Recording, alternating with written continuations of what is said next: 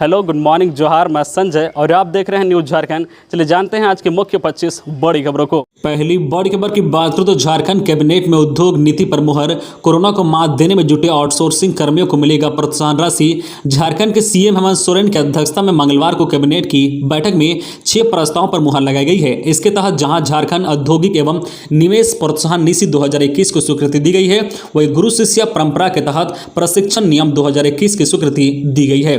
इसके अलावा corona virus संक्रमण की रोकथाम में जुटे रहे आउटसोर्सिंग कर्मियों को 1 माह के मानदेय के समतुल्य प्रोत्साहन राशि प्रदान करने की स्वीकृति प्रदान की गई है।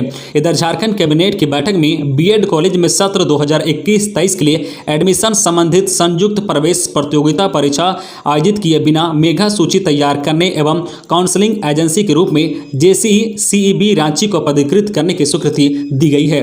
वहीं इधर इंटर स्टेट वाहन, स्कूल बस, सिटी बसों के रोड टैक्स में लेट फाइन से छूट प्रदान की गई है। झारखंड सरकार ने कोविड अस्पताल में इमरजेंसी सेवा के तहत स्वास्थ्य कर्मी को अनुबंध पर 6 माह के लिए रखने की स्वीकृति भी कैबिनेट ने दे दी है।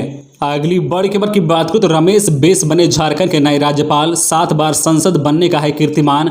झारखंड की पहली महिला राज्यपाल द्रौपदी मुर्मू की जगह रमेश बैस को राज्य का नया राज्यपाल बनाया गया है। श्री बैस झारखंड के 10वें राज्यपाल होंगे। फिलहाल श्री बैस त्रिपुरा के राज्यपाल हैं। श्री बैस छत्तीसगढ़ से 7 बार संसद बनने का कीर्तिमान बनाए हैं। इस संबंध में अधिसूचना जारी कर दी गई है। 2 अगस्त 1947 को जन्मे रमेश बैस छत्तीसगढ़ के रायपुर से लोकसभा के सदस्य रहे हैं। इनकी शुरुआती शिक्षा भोपाल से हुई है। श्री बैस केंद्र सरकार में मंत्री भी रह चुके हैं। अटल बिहारी वाजपेयी की सरकार में श्री बैस पर्यावरण एवं वन राज्य मंत्री रह चुके हैं। जुलाई 2019 में त्रिपुरा के राज्यपाल बनाए गए हैं। झारखंड की तत्कालीन राज्यपाल द्रौपदी मुर्मू उड़ीसा विधानसभा में रायरंगपुर से विधायक रह चुकी है। 18 मार्च 2015 को द्रौपदी मुर्मू को झारखंड के राज्यपाल बनाया गया था। इसके साथ ही उन्हें झारखंड की पहली महिला राज्यपाल बनने का गौरव प्राप्त है। अगली बड़ी खबर की बात करें तो झारखंड में 8 जुलाई से भारी बारिश। झारखंड में आज 7 जुलाई से एक बार फिर से मानसून मजबूत होगा। इसके चलते 8 जुलाई से राज्य के सभी इलाकों में भारी बारिश होगी।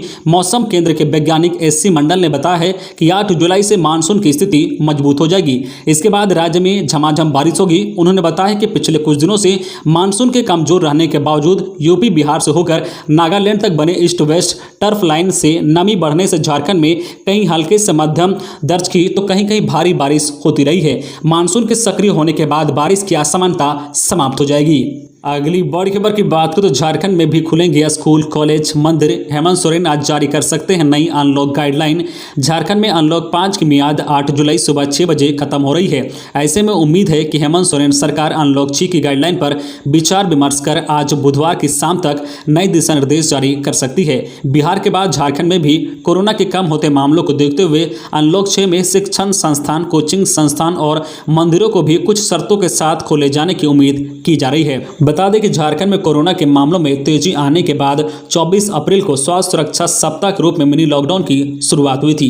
इसके बाद कोरोना मामलों में कमी आने के साथ 3 जून को सरकार ने कोरोना लॉकडाउन की सख्ती में छूट देने की शुरुआत की थी, जिसके बाद अब तक अनलॉक 5 के चरण लागू हो चुके हैं। इसमें जो है लोगों की सहूलियत को देखते हुए बसों के संचालन, हाट बाजार, मॉल, सिनेमा हॉल खोलने, पार्क, रेस्टोरेंट आदि के संचालन की अनुमति दी जा चुकी है। झारखंड अनलॉक 6 में शिक्षण संस्थानों, कोचिंग संचालकों और मंदिर को खोलने की इजाजत मिलने की उम्मीद जताई जा रही है।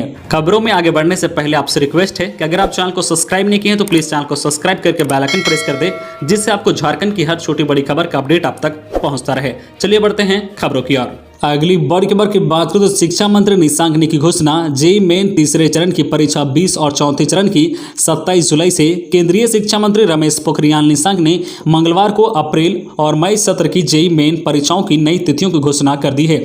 उन्होंने ऐलान किया है कि जेईई मेन के तीसरे चरण की परीक्षा 20 जुलाई से 25 जुलाई तक और चौथे चरण की परीक्षा 27 जुलाई से 2 अगस्त के बीच होगी। अगर किसी परीक्षार्थी ने पहले इन चरणों के लिए आवेदन नहीं दिया है तो उसे भी अप्लाई करने का मौका दिया जाएगा। ऐसे परीक्षार्थी पहले चरण के लिए 6 जुलाई से 8 जुलाई तक आवेदन कर सकते हैं, जबकि चौथे चरण की परीक्षा में बैठने के लिए 27 जुलाई से 2 अगस्त के बीच अप्लाई किया जा सकता है। अगली बड़ी खबर की बात करूं तो 25 जुलाई से शुरू हो रहा है सावन। झारखंड में श्रद्धालुओं के लिए खोल दिए जाएंगे मंदिरों के द्वार।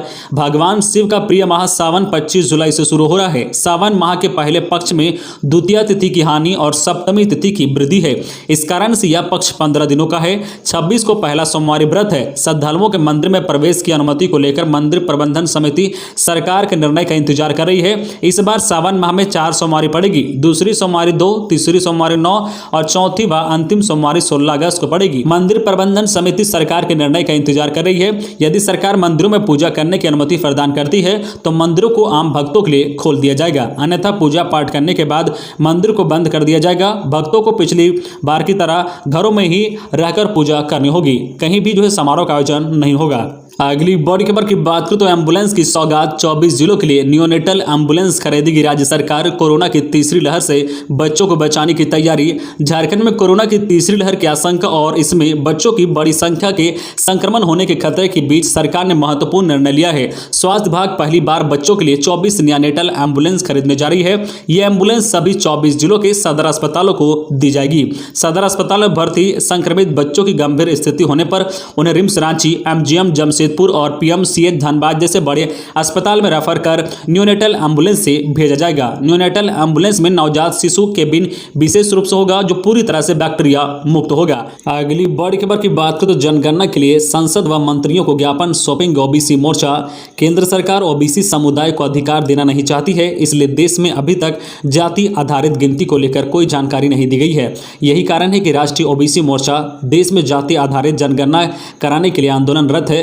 इसको लेकर झारखंड में 8 से 15 जुलाई तक राज्य के तमाम सांसदों और जिला उपायुक्तों के माध्यम से प्रधानमंत्री के नाम ज्ञापन सौंपा जाएगा। ये बातें राष्ट्रीय ओबीसी मोर्चा के प्रदेश अध्यक्ष रमेश कुमार गुप्ता ने मंगलवार को प्रेस वार्ता में कही है। उन्होंने कहा कि सरकार के वरिष्ठ मंत्री राजनाथ सिंह और दिवंगत मंत्री अरुण जेटली ने घोषणा की थी कि 2021 की जनगणना जातीय आधारित होगी। इसके बावजूद अभी तक जातीय जनगणना कराने की कोई सूचना नहीं है। अगली बड़ी खबर की बात करें तो 40 वर्ष के हुए महेंद्र सिंह धोनी आज फार्म हाउस में काटेंगे केक।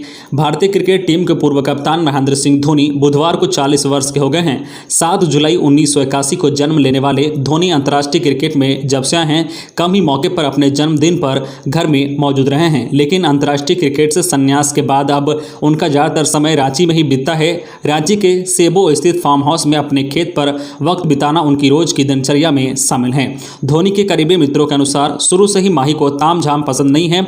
बुधवार को वे आम दिनों की तरह फार्म हाउस जाएंगे। यहाँ खेतों में काम करने वाले कर्मचारियों के साथ वे केक काटेंगे। अगली बड़ी खबर की बात करें तो झारखंड में चिकित्सकों के रिक्त सभी पदों पर होगी नियुक्ति। जिलों से मांगा गया ब्यौरा।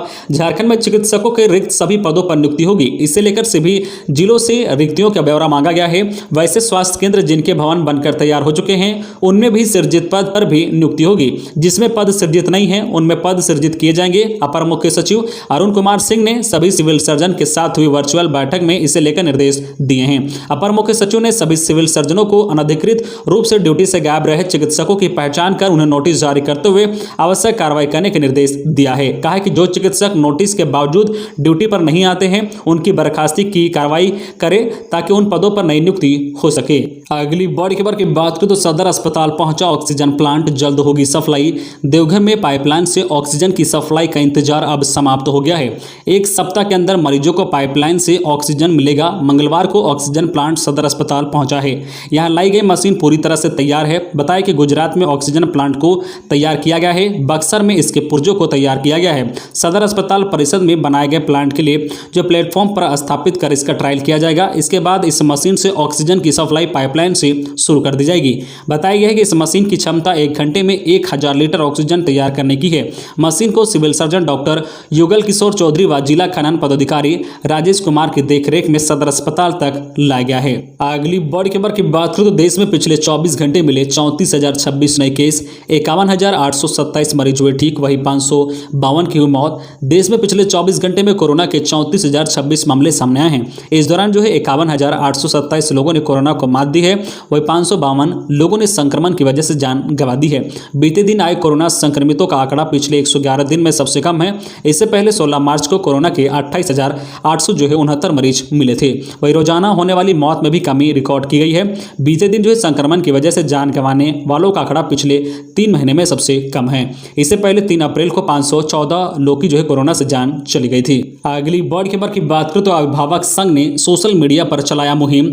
झारखंड अभिभावक संघ की ओर से निजी स्कूलों द्वारा लिए जा रहे मनमानी फीस के खिलाफ लगातार मंगलवार को सोशल मीडिया के जरिए अभियान चलाया गया। इसके तहत ट्विटर, फेसबुक, यूट्यूब के माध्यम से निजी स्कूल प्रबंधन द्वारा फीस वृद्धि की जानकारी दी गई। साथ ही ट्विटर के जरिए सीएम को टैग कर voice against school fees tweet और रिट्वीट कराकर सरकार का ध्यान आकर्षित करते हुए हस्तक्षेप करने की मांग की है। अभिभावकों ने अपने अपने घरों से प्ले कार्ड के माध्यम से मौन धरना भी दिया। संघ ने स्कूल फीस बढ़ाए जाने को अभिभावक का शोषण बताया है। संघ के अध्यक्ष अजय राय ने कहा कि निजी विद्यालय शिक्षा का व्यवसायीकरण कर रहे हैं। उन्होंने कहा कि ऑनलाइन क्लास से वंचित कर छात्रों को प्रताड़ित किया जा रहा है। सरकार को इस ओर ध्यान देना चाहिए। अगली बड़ी खबर की बात करें तो देवघर अगरतला एक्सप्रेस के यात्रियों के लिए बड़ी राहत। अब कम समय में पूरा होगा सफर। 1 जुलाई से रेलवे का टाइम टेबल बदल जाता है, पर कोरोना काल की वजह से ना तो पिछला साल यह बदलाव हुआ था और ना ही इस बार ऐसे किसी बदलाव की घोषणा हुई है। बावजूद इसके अब ज्यादा ट्रेनों के टाइम टेबल बदल गए हैं। इसी कड़ी में अब बाबा बैद्यनाथ की नगरी देवघर से त्रिपुरा जो सुंदरी जो है शक्तिपीठ वाले स्टेशन अगरतला की ट्रेन का जो टाइम टेबल भी बदल गया है। इस ट्रेन का जो है टाइम टेबल 10 जुलाई से बदल जा रहा है। यह ट्रेन अब जो है समय से पहले देवघर पहुंच जाएगी। रेलवे ने 10 जुलाई से अगरतला देवघर साप्ताहिक स्पेशल ट्रेन के टाइम टेबल में बड़े बदलाव का ऐलान कर दिया है। अगरतला से देवघर आने वाले ट्रेन अभी जहां हर शनिवार देर रात 11:55 पर खुलती थी, अब इसका समय जो टाइम टेबल है वो 7 बजे होगा। अगरतला से लगभग 5 घंटे पहले खुलने के कारण देवघर पहुंचने का समय भी 5 घंटे पहले हो जाएगा। अगली बड़ी खबर की बात करें तो राज्यपाल द्रौपदी मुर्मू का बालिका शिक्षा और शिक्षकों की कमी दूर करने पर विशेष जोर रहा। झारखंड की पहली महिला राज्यपाल द्रौपदी मुर्मू हमेशा जनमानस से जुड़े रही। उनका व्यक्तिगत सरल और सहज रहा। वह राजभवन में सभी की समस्याओं को गंभीरता से सुनकर निर्दान के लिए सक्रिय रही। राज्य के विभिन्न जो है जिलों के सुदूरवर्ती गांवों तक दौरा करके लोगों से संवाद स्थापित कर लोगों को केंद्र एवं राज्य की विभिन्न योजनाओं के प्रति जागरूक करते रहे। उन्होंने राज्य के आवासीय विद्यालयों की दशा और सुधार लाने के लिए बार बार निरीक्षण किया। कौशल विकास के जो है उन्नयन के लिए कौशल विकास केंद्रों का भ्रमण करती थी।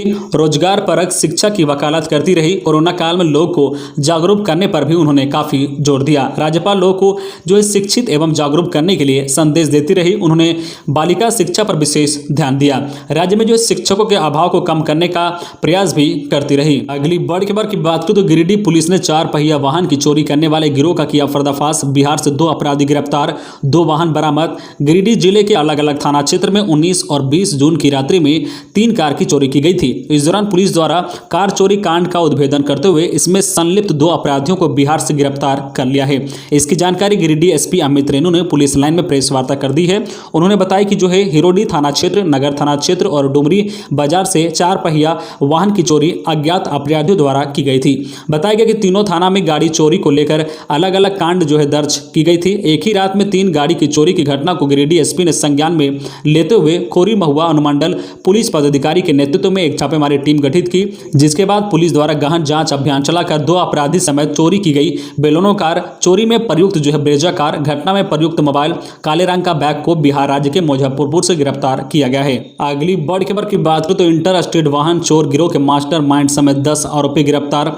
हजारीबाग पुलिस के वाहन चोरी मामले में इंटर स्टेट वाहन चोर गिरोह के 10 आरोपी पुलिस के हत्थे चढ़ गए हैं। इस गैंग के द्वारा चोरी की गई हजारीबाग पुलिस आवास कॉलोनी से इंस्पेक्टर मंजीत कुमार और इंस्पेक्टर सुदामा दास के स्कॉर्पियो व मुफसिला थाना क्षेत्र स्थित जो है पंचशील कॉलोनी से चोरी हुई स्कॉर्पियो वाहन को भी पुलिस ने बरामद किया है। वाहन चोरी में इस्तेमाल एक कार को भी पुलिस ने बरामद किया है। इस बात की जानकारी एसपी कार्तिक एस ने पत्रकारों को दी है और भगत के रूप में की गई है। तो ये थी आज की झारखंड के टॉप बड़ी खबरें। इसी तरह झारखंड की हर छोटी बड़ी खबर देखने के लिए आप हमारे चैनल न्यूज झारखंड चैनल को सब्सक्राइब करके बेल आइकन प्रेस कर दीजिए, जिससे आपको झारखंड की हर छोटी बड़ी खबर का अपडेट आप तक पहुंचता रहे। तो आज के लिए बस इतना ही, हमें दीजिए इजाजत, फिर मिलते हैं नेक्स्ट न्यूज में।